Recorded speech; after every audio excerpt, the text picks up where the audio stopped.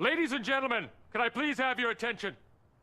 I've just been handed an urgent and horrifying news story. And I need all of you to stop what you're doing and listen. Papa! You keep using the word. I don't think it means what you think it means. So today's movie review is for In the Name of the Father. I swear to God, I've done nothing wrong.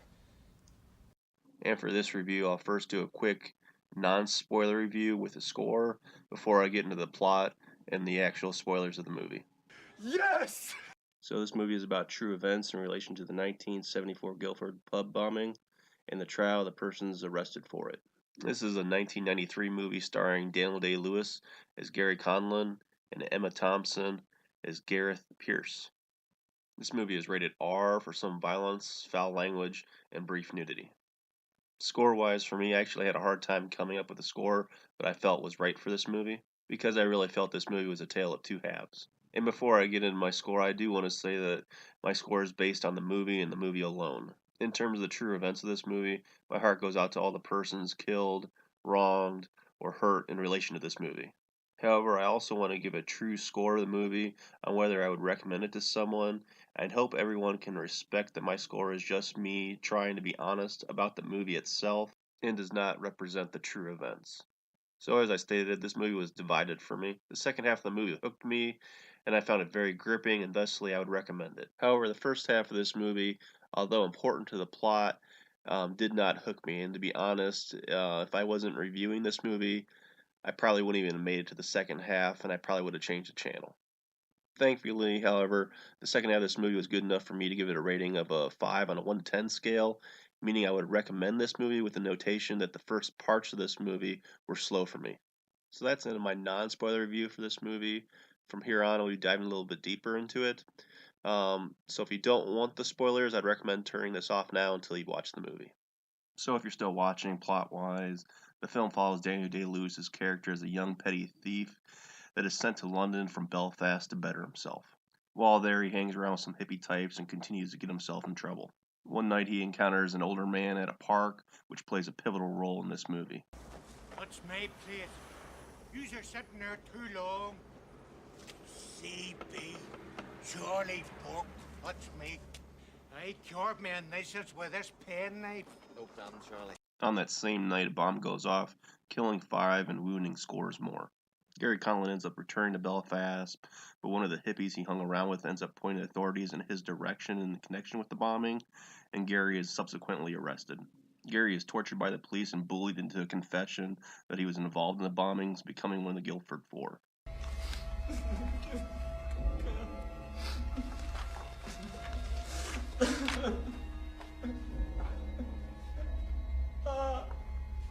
Right, that's my fucking name, sir. You can write what you like. His father and other family members are also arrested as conspirators, becoming known as the Maguire Seven. All are tried and found guilty, with the majority of them getting hefty sentences. Gary is sent to jail and ends up sharing a cell with his father, Giuseppe. Later in the movie, Joe McAndrews confesses to both the police and the Collins that he is a true bomber, but nothing is done to free the innocent because it would be an embarrassment to law enforcement. Giuseppe eventually dies in jail, but not before trying to campaign for his freedom. Gareth Pierce, played by Emma Thompson, is their lawyer and eventually stumbles upon a note which is mistakenly given to her by a replacement officer who is filling in for the day. This note is used to overturn the guilty verdicts handed down upon Jerry and his friends when it is revealed the cops did speak with the older man he met at the park, but withheld that information. So that's the basic plot of this movie. As far as what I liked about it, the first thing that got my attention about this movie was Daniel Day-Lewis on the poster. Daniel Day-Lewis as always has a terrific performance during this movie, especially during the interrogation scene. Are you the man in charge? Yes, I am. For fuck's sake, tell them to stop hurting me.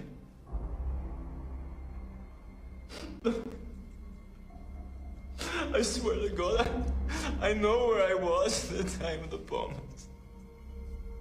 And although not the same, certain parts of Daniel Day-Lewis's character in this movie remind me of certain scenes from the movie Gangs of New York where he played Bill Cutting.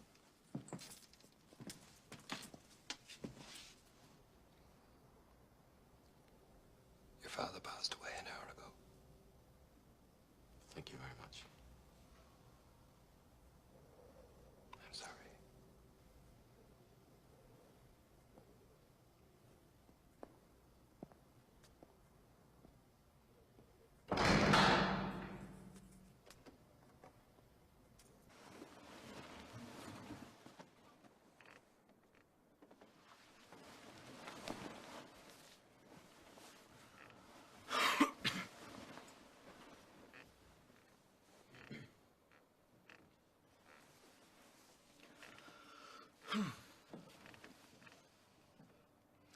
can't sleep.